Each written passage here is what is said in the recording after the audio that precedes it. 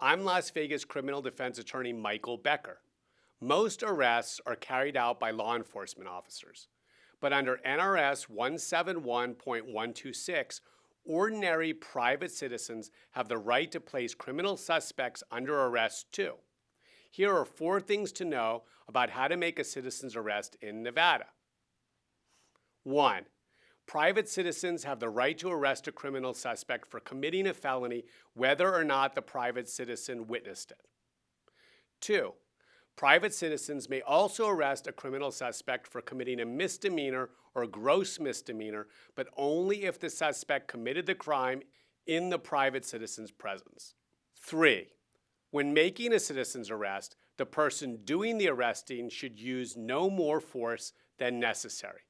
Deadly force is not allowed unless the suspect poses a threat of serious bodily injury to others or the person doing the arresting. And 4. Citizens' arrests may occur at any time of day or night. This is in contrast to law enforcement who, with some exceptions, generally may not arrest people for misdemeanors between 7 p.m. and 7 a.m. If you or a loved one is facing criminal charges in Nevada, call my legal team at 702 Defense for a free consultation.